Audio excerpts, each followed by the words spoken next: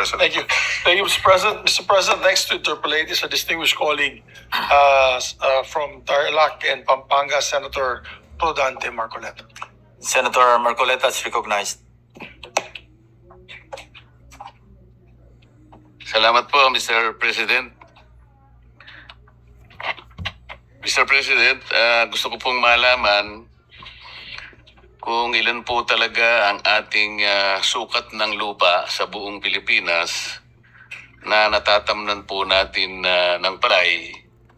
Ibig sabihin po, ilan pong ektarya kaya yung irrigable o meron ng irrigation para po magkaroon po tayo ng mental picture gaano po kalawak sa ating bansa ang natatamnan po ng palay. Ang alam ko po kasi ang sukat po ng ating bansa, Mr. President, 300,000 square kilometers. Ang ibig pong sabihin yan, 30 million hectares po ang kabuuan ng ating bansa. So gusto pong malaman ng representasyong ito, Mr. President, out of 30 million hectares, ilan po ang kalupaan na ating natatamnan ng palay? Ang figura po na ibinigay sa atin ng NIA ay kung 3% slope ng lupa na tinatamnan ang siyang basehan, which is ito yung percentage na ito ay determined by Yung actual yes, potentially irrigable, sir. potential irrigable and irrigable. Ang total is 3.128 million hectares based on a 3% slope. Now, of the 3.128 million hectares, ang developed area, according to the NIA, is 2.17 million hectares, which is about 70% of the total 3.128 million. And the remaining areas to be developed would be about 1 million hectares, comprising about 30% of the total 3.128 million hectares. Sa makatwid, Mr. President, tama rin po yung naibigay na datos sa akin. Sa total po na 3.17 million hectares, ang 2.17 nga ay developed service area at 1 million naman ang remaining area for development. Meron po tayong kabuang 3.17 128. Parang 10% po ng ating buong kalupaan, Mr. President. Tama po ba yun? That is correct, Mr. President. At 3% slope. Opo. Ito po, natapos na tayo sa ganitong kwentahan, Mr. President. Palagi po akong bumabalik dito kasi sa aking palagay, mas madali po kasing kwentahin kung palagi nating alam kung ilan po bang bigas talagang pangangailangan ng bawat Pilipino. Ito po, nakwenta na natin. Ang isang Pilipino po ay dapat meron tayong maitalagang 122 kilos bawat taon para mabuhay ang isang tao, ang isang Pilipino. Yun po ay katumbas ng halos 2 kaban at kalahati. Ngayon, naitanong po natin kasi sa Philippine Statistical Authority kung ilang milyon na po tayo. Alam naman po ni kasamang Robin ito.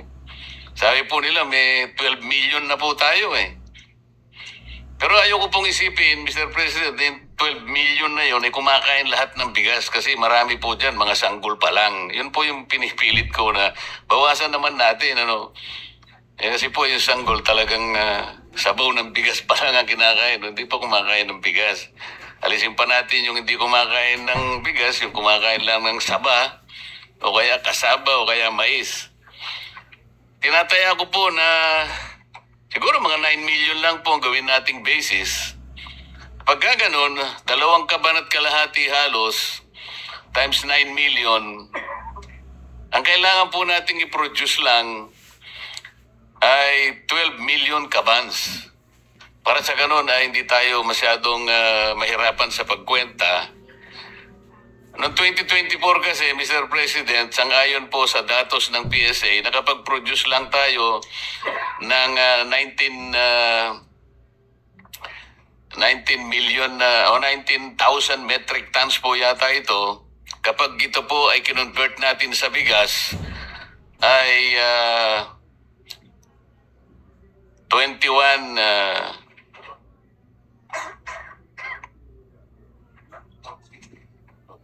magiging 21.6 nakabans po, 21.6 million. Ano po? Kung 9 million, mangangailangan lang tayo ng 12 million na bigas na yon. Mabubuhay na po tayo, Mr. President. Kaya, ang proposition ko po sana, kailangan po ba nating maglatag ng irrigation system sa kabuuan ng ating bansa, Mr. President? O po pwede naman tayong mamili na lang ng mga ilang lugar. Halimbawa, kung napatunayan natin ng Central Luzon, halimbawa, ay makakapag-produce ng 75% ng kabuuang bilang na 12 million kabans per annum. At pipili na lang tayo, halimbawa, ng ilan pa, Batangas, Laguna, o kaya Mindoro. Kung sakali po na sa pagtaya natin ng mga ilang probinsya, halimbawa po sa about 80 provinces, kung 80 provinces nga po tayo, halimbawa po natukoy natin 12 provinces lang, pwede na nating makuha yung 12 million kabans. Katumbas po ng ipupundar nating kakainin ng mga Pilipino. Para sa ganun po, yung paglalatag ng irrigation, hindi na po buong Pilipinas. Pwede ba nating, meron po ba tayong idea, Mr. President, kung alin-aling probinsya ang po pwede lang nating doon latagan ng irrigation system at makukuha rin din natin yung pagkaing bigas na kinakailangan nating maihanda para sa ating mamamayan?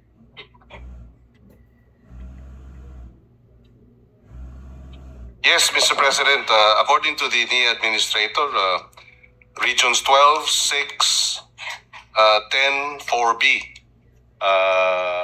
would be areas that malaki ang magiging potential for better yields. Maganda ang weather at maganda rin ang lupa, Mr. President. Meron po ba tayong pag-aaral na ginawa, Mr. President, halimbawa sa Region 3, ilan po ang potential na may puproduce niyan para sa pagkain ng ating mamamayan? Yes, I understand, Mr. President, the Department of Agriculture actually meron ganyang mga datos, pero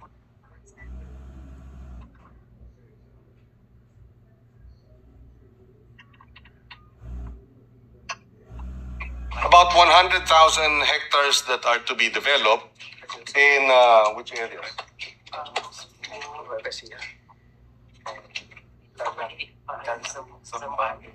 Zambales, Tarlac, and Nueva Ecija, Mr. President.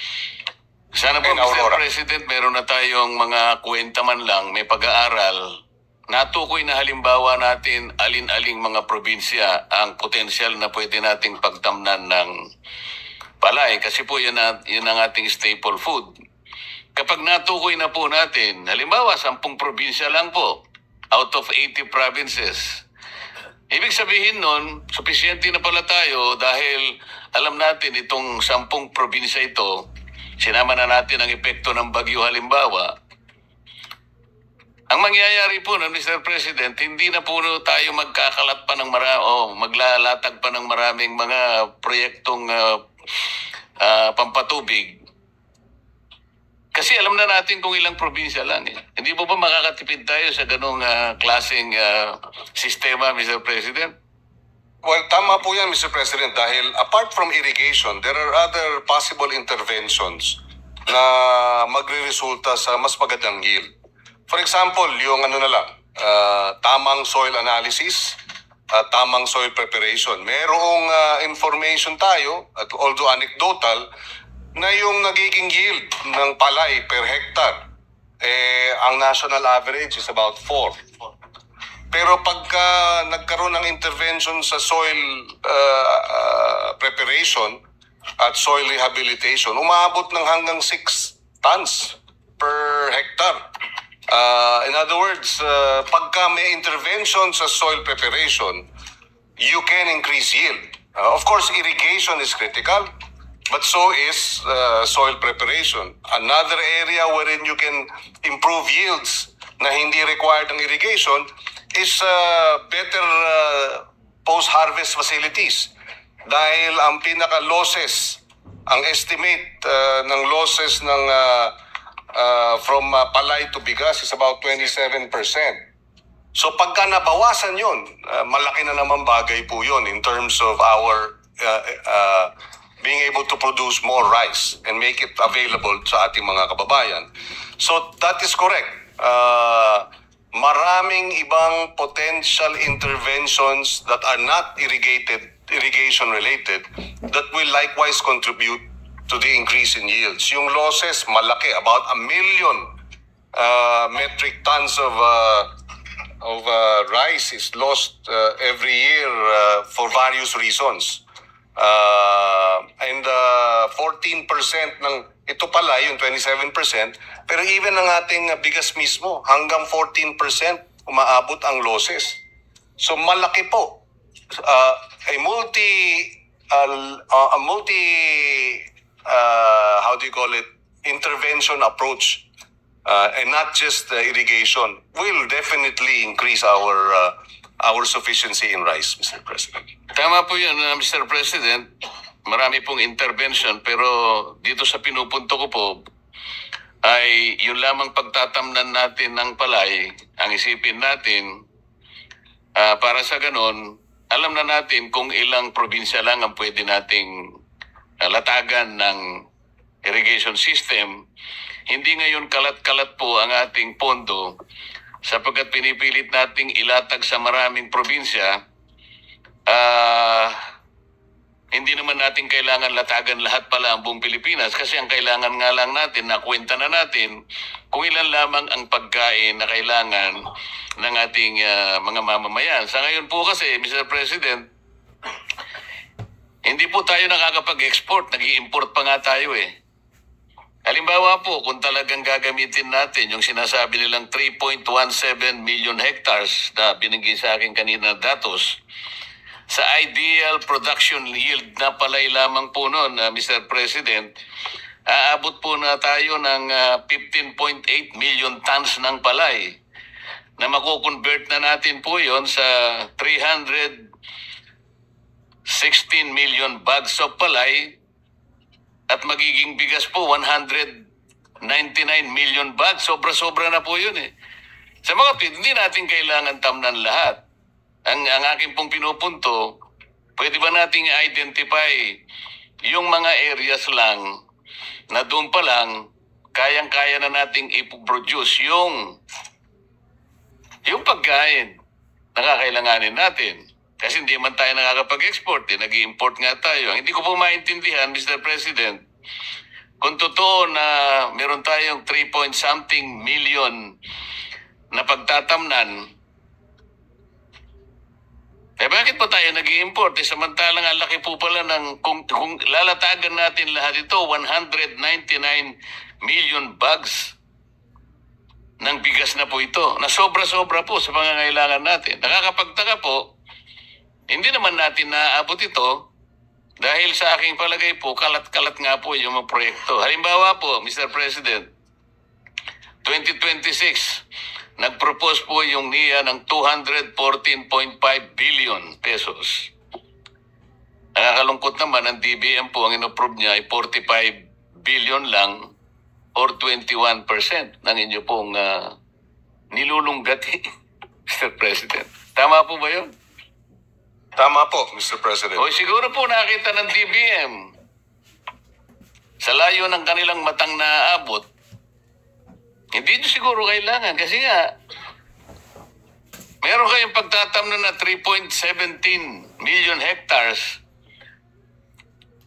hindi naman nyo matatamnan lahat yung mga yun, hindi ba? So, akin pong gustong mangyari sana, kung masasagot ninyo ngayon, hindi po ba natin ma-identify o bakit hindi po nyo tinukoy lahat ang mga potential na probinsya na doon na lang tayo maglalatag? Sa makatwid, mako-conserve po natin ang ating mga resources. Imbes na 80 provinces ang gusto nating latagan, so 10 na lang. Di nakatipid po tayo ng ating pondo, Mr. President. Actually, Mr. President, I recall in the discussions dito sa rice tariffication measure, may mga inputs nga na the resources should be first and foremost as a matter of strategy. Be dedicated dun sa 20 rice-producing provinces sa bansa. So perhaps we can start from there, Mr. President, and we can include that actually dun sa amendments to the rice tariffication measure. But yes, I agree. There is that philosophy in rice production na mas mainam ata na ang resources natin i-focus doon na sa mga doon na nga sa mga rice producing already top 20 provinces. By doing that, kumbaga you are putting kumbaga the low hanging fruit na yun eh. Pagka dinagdagan mo pa ng suporta, lalong magkakaroon ng resulta. Kesa sa yun na nga, nung nabanggit ay kalat-kalat. The other area, for example, and to cite an example, Mr. President, sa Region 3, pa lamang, kung dito magko-concentrate, for example, merong 34,000 potential service areas that will yield how many hectares additional? Region 3, nasa 60. And tens of thousands of additional hectares sa Region 3 lang, no? Ilan? Wala kayong ano? Hindi, hectareage coverage. And yes. So, but the other thing that we have to balance lang, Mr. President, is that, and ito ang sinabi ng ating administrator ng NIA, talagang malaking factor sa poverty alleviation yung irrigation. And therefore, of course, that has to be addressed in terms of how do we improve yung quality of life by providing additional service areas in terms of irrigation in areas where there are really acute yung poverty levels. So that's another, kumbaga, that has to be factored in also. But I agree, Mr. President, that focusing our meager resources in selected areas to achieve food security and our sufficiency in rice is a serious matter that we should actually look into and may include dito sa amendment sa rice tariffication law. Pasensya na po kayo, Mr. President, kung bakit binibigyan ko po ng emphasis ang puntong ito. Dahil kung hindi po nakapokus lahat ang gagawin natin, halimbawa yung pagpapatubig po, napaka-importante po ng irrigation system. Sa Tarlac Province lamang po, Mr. President, doon sa aking barangay, na doon po ako lumaki, naging congressman po ako, ngayon po ay naging senador po ako. Ni isang metrong irrigation system wala po eh. Nabuhay po ng napakatagal na panahon ng maraming mga magsasaka. Nakatingala po silang lahat sa langit, naghihintay po ng patak ng ulan. Napakalaki po ng potential ng Central Luzon. Grade 4 pa lamang po ako, Mr. President, kung tatawagin po yung isang chapter sa Social Studies. Alam na naman ito ni Idol Robin, Senator Robin. Central Plain of Luzon, the rice granary of the Philippines. Isipin po ninyo sa aming barangay, Mr. President, wala pong irrigation eh. Kaya imbes na makapagtanim ka po ng 2 beses o 3 beses kaya, wala po talaga eh. Saan po, bakit po kinakailangan tayo magpakalayo-layo? Hindi ko naman po sinasabi na wag na tayong maglatag ng irrigation system sa Catanduanes. Pero ang layo po nun eh. Central Plain of Luzon, potential po na dito lang. Ang totoo po yung 2 Mindoro provinces, ang laki din po ng potential. Kasi merong irrigation yun. Pero sa Tarlac po, talaga pong malulungkot ka eh. Mamaya po pupuntahan ko yung balog-balog na yan. Dahil, sabi ko nga po sa inyo, doon ako lumaki, yung balog-balog na yan po, pinag-uusapan parang alamat. Ang dating Pangulong Pinoy, pinangarap niya rin po yun. Naging congressman, naging senador, naging presidente ng Republika ng Pilipinas. Yung balog-balog, talaga pong alamat na lang. Hanggang ngayon po. Ang totoo niyan, sumulat po sa akin yung League of Municipalities po ng Tarlac. Nagpapatulong po sila na sana'y masuring mabuti kung paano ang nangyari sa bidding ng balog-balog na yan.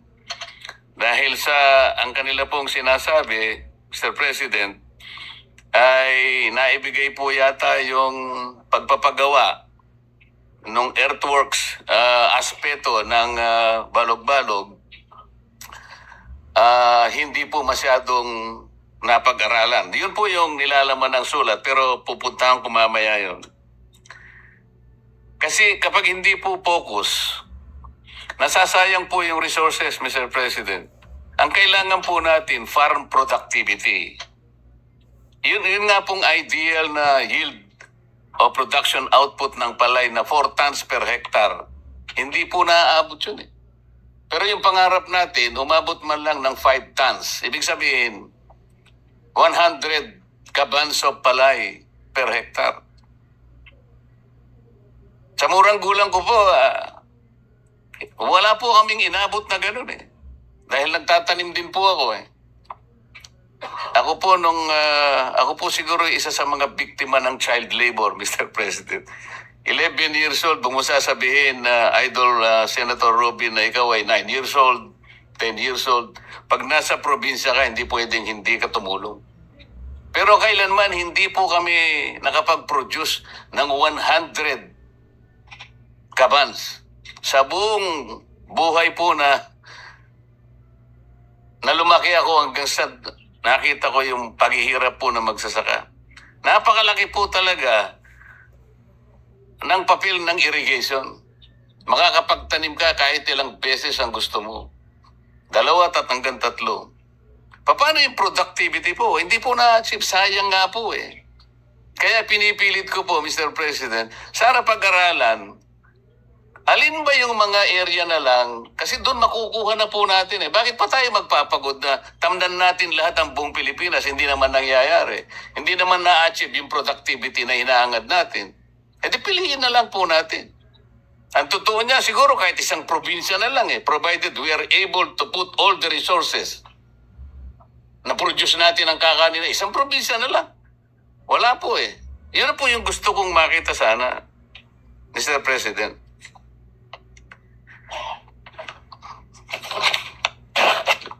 Ito pong balog-balog na pinangarap po ng napakaraming mga kababayan namin sa Tarlac. Mahigit na pong 20 taon ito ay naging pangarap po eh. Sana man lang ay makita pa natin, lalo na po kami taga-Tarlac, ang realization po nitong balog-balog irrigation system na ngayon po ay ibinigay sa akin na problema ng maraming mga kababayan ko sa Tarlac. Sumulat po sa akin ng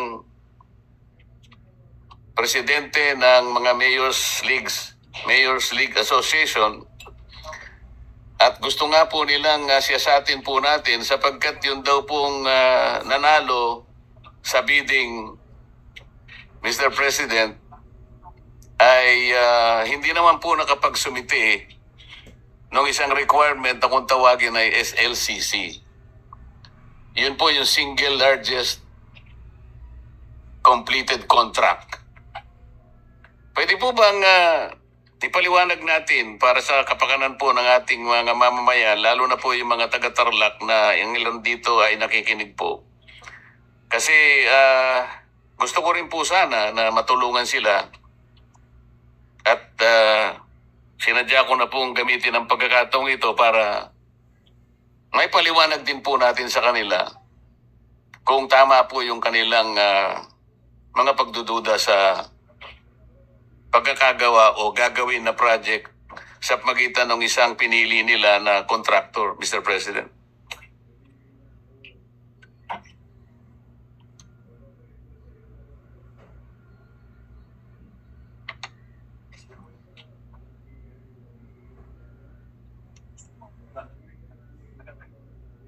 O sige, last break na lang. O sige. Hindi, tatapusin ko na dito. Hindi, mag-break na tayo.